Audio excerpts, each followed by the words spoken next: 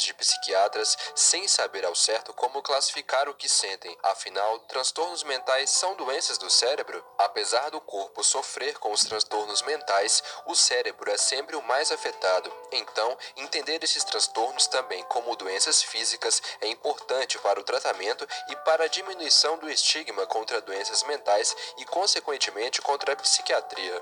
Transtorno bipolar, depressão, transtornos alimentares e outros transtornos mentais são como diabetes, doenças cardiovasculares e precisam de tratamento médico, e a psiquiatria é a especialidade médica indicada. Assim como outras doenças, esses transtornos seguem predisposição genética, fatores externos e neuroadaptações em relação a esses estímulos externos, o que significa que todo mundo pode ter uma doença mental em algum momento da vida. Portanto, cuidar e proteger do cérebro e de suas células é importante e pode evitar o desenvolvimento de doenças mentais. Para debater o tema, recebemos os psiquiatras Everton Botelho Soljei, Mário Francisco Juruena e Rodrigo Bressan.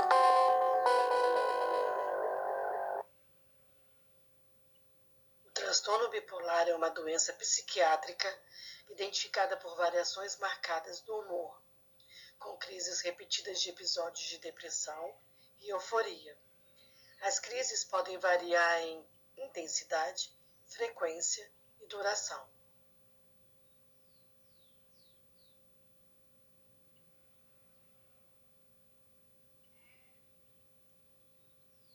O transtorno afetivo bipolar e o transtorno bipolar do humor são as duas formas utilizadas para classificar o distúrbio. Essa diferença de nomenclatura está relacionada aos conceitos de afeto e humor, que são tecnicamente diferentes. O transtorno afetivo bipolar está relacionado às emoções que são alteradas e surgem automaticamente diante a uma situação específica. Por exemplo, a pessoa pode ficar eufórica porque passou em um concurso, ou ficar triste por não ter conseguido aprovação. O transtorno bipolar do humor está ligado a estados emocionais mais prolongados, que, para serem associados ao transtorno, devem durar horas, dias ou semanas, e podem influenciar a forma de pensar e agir daquela pessoa com o distúrbio. Um exemplo seria o humor depressivo. Referente a esse quadro que eu mencionei, podemos ver da seguinte forma: sem qualquer motivo aparente, uma pessoa acorda vários dias seguidos com um desânimo profundo e se mostra autodepreciativo, achando que é a pior pessoa do mundo, que todos que estão à sua volta o odeiam. O transtorno bipolar é focado nas alterações do humor, que vai do polo depressivo a outro, o eufórico.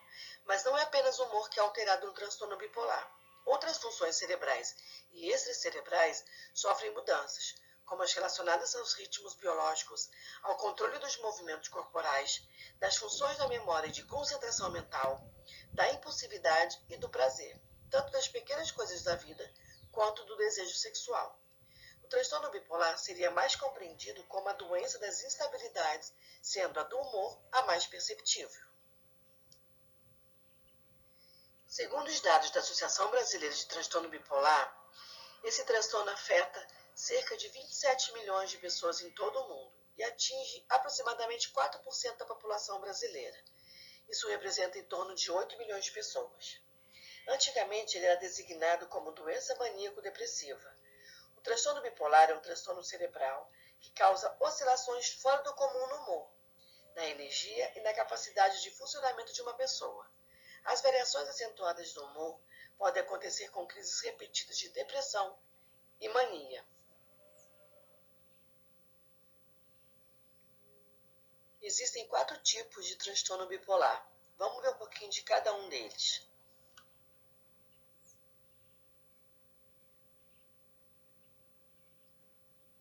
Transtorno bipolar tipo 1. Ele se manifesta em cerca de 1% da população. Tem um período de euforia mais longo, com sintomas mais fortes e períodos mais claros de depressão. Transtorno bipolar tipo 2. Caracteriza-se por um período de depressão que é mais longo, com sintomas intensos, e o período de euforia são mais curtos, com sintomas bem leves. As pessoas com transtorno bipolar às vezes vivem períodos de normalidade ou de aparente normalidade, mas aos poucos vão se tornando mais próximas as alternâncias de euforia e depressão. Transtorno bipolar misto. O estado misto caracteriza-se pela superposição ou alternância no mesmo dia de sintomas depressivos e eufóricos importantes. Transtorno bipolar ciclotímico. Na ciclotimia, alternam-se durante anos os sintomas de depressão e de euforia, ainda mais leves, que duram apenas alguns dias. Pode ser confundida com um jeito de ser instável, cheio de altos e baixos, e frequentemente antecede sintomas depressivos e eufóricos mais graves.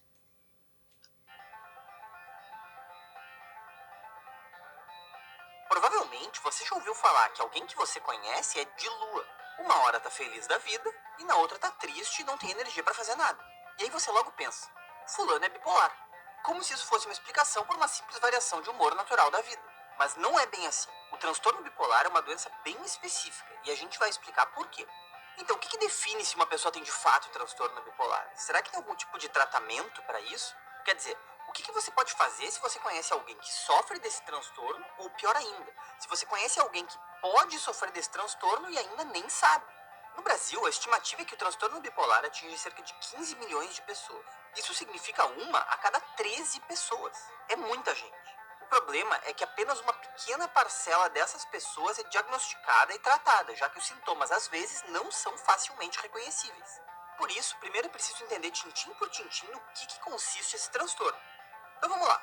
O transtorno bipolar do humor é um transtorno mental, cuja principal característica é a ocorrência de episódios depressivos e de episódios maníacos. Segundo a psiquiatra Fabiana Neri, episódios depressivos são momentos de desânimo, humor rebaixado, falta de energia e de apetite e até mesmo falta de prazer com coisas que antes traziam alegria.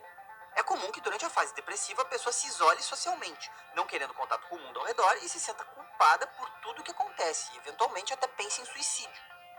Por outro lado, durante episódios maníacos, também chamados de episódios eufóricos, a pessoa tem a chamada aceleração psicomotora, com um aumento de energia e uma elevação do humor. Ela provavelmente vai trabalhar muito, dormir pouco e se orgulhar disso, e pode inclusive ter sintomas como gastos excessivos, comportamentos extravagantes e aumento da sexualidade. Ao contrário dos episódios depressivos, a fase maníaca causa perda de autocrítica e de responsabilidade. E como se não fosse o bastante, a pessoa que sofre desse transtorno também pode vivenciar episódios mistos, que juntam sintomas das duas fases.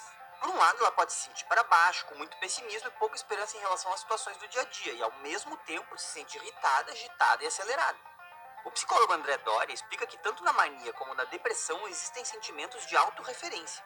Se, por um lado, a pessoa pensa eu não sou nada durante um episódio de depressão, ela pensa eu sou tudo durante um episódio maníaco. E pode demorar muito tempo até que o transtorno bipolar seja diagnosticado corretamente. Para começar, porque variações de humor e de energia realmente são naturais na vida de qualquer pessoa.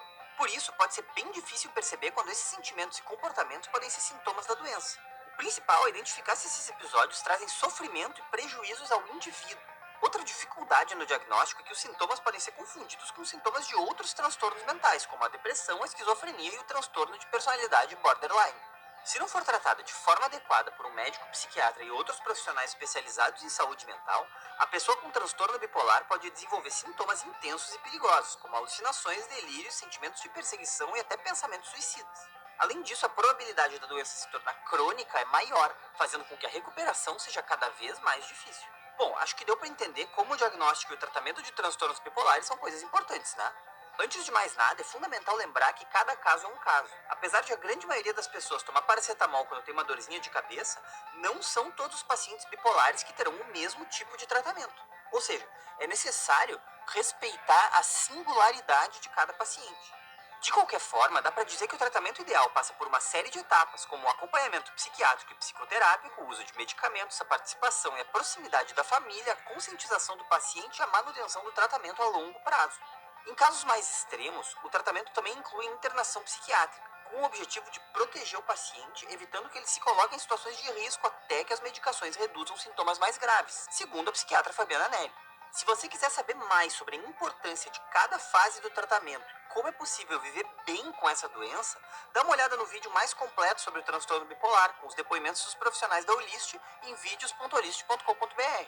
No fim das contas, é essencial que tanto o paciente como a família e a sociedade entendam o que é o transtorno bipolar na prática e aprendam que é totalmente possível ter uma vida normal, feliz e saudável quando o transtorno é diagnosticado e tratado de forma adequada. E é por isso que a Olist conta com profissionais capacitados e uma estrutura completa, incluindo internação, ambulatório, hospital-dia, residência terapêutica e atendimento domiciliar. A chamada moderna psiquiatria é a maneira da Olist de abordar o cuidado com a saúde mental, levando em conta que cada paciente é único e precisa de tratamento e abordagens personalizados. E aí, pessoal, gostaram do vídeo?